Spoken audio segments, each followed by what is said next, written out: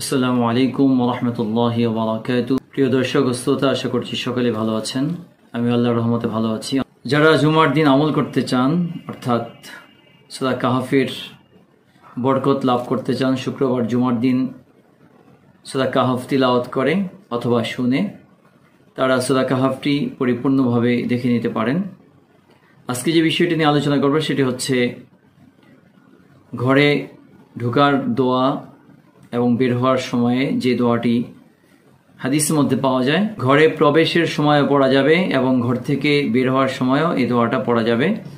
এই দোয়াটা পড়লে আল্লাহ রাব্বুল আলামিন আমাদেরকে বরকত দান করবেন, শয়তানের ধোঁকা থেকে হেফাজতে রাখবেন।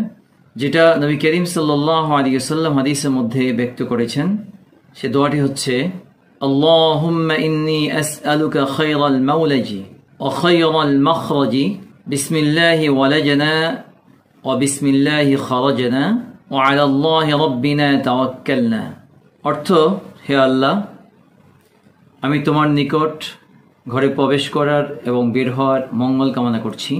আমরা আল্লাহর নামে প্রবেশ করছি এবং আল্লাহর নামেই বের হচ্ছি, এবং আমরা আমাদের প্রতিপালক আল্লাহর উপর ভরসা করছি। এ হচ্ছে দোয়াটির অর্থ। অন্য একটি হাদিসের মধ্যে আসছে, একজন সাহাবী এসে অভাব অনটনের অভিযোগ করলেন। তখন নবী করিম সাল্লাল্লাহু আলাইহি ওয়াসাল্লাম তাকে একটি দোয়া শিখিয়ে দিলেন যে তুমি যখন ঘরে প্রবেশ করবে তখন আল্লাহর জিকিরের সাথে প্রবেশ করবে, অর্থাৎ বিসমিল্লাহি বলবে অথবা বিসমিল্লাহির রহমানির রহিম বলবে এবং সালাম দিবে আসসালামু আলাইকুম ওয়া রাহমাতুল্লাহি ওয়া বারাকাতুহু এবং পড়বে কুল হুয়াল্লাহ। কুল হুয়াল্লাহ, তুমি বলবে তিনি একক আল্লাহ বা তিনি আল্লাহ। এই দোয়াটি তুমি পড়বে।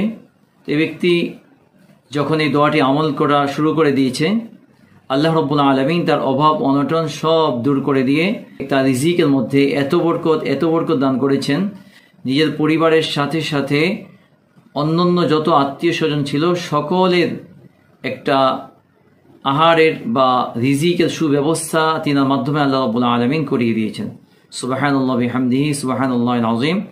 অন্য একটি হাদিসের মধ্যে রয়েছে, নবী করিম সাল্লাল্লাহু আলাইহি ওয়াসাল্লাম বলেছেন, তোমরা ঘরে প্রবেশের সময় আসসালামু আলাইকুম ওয়া রাহমাতুল্লাহ বলে প্রবেশ করো, ঘরে কেউ থাকুক অথবা না থাকুক। কারণ যদি তোমরা সালাম দিয়ে প্রবেশ না করো তাহলে শয়তান বলে আজকে আমাদের জন্য এই ঘরে রাত্রি যাপনের ব্যবস্থা হয়েছে এবং তাদের সাথে খাবারের ব্যবস্থা হয়েছে।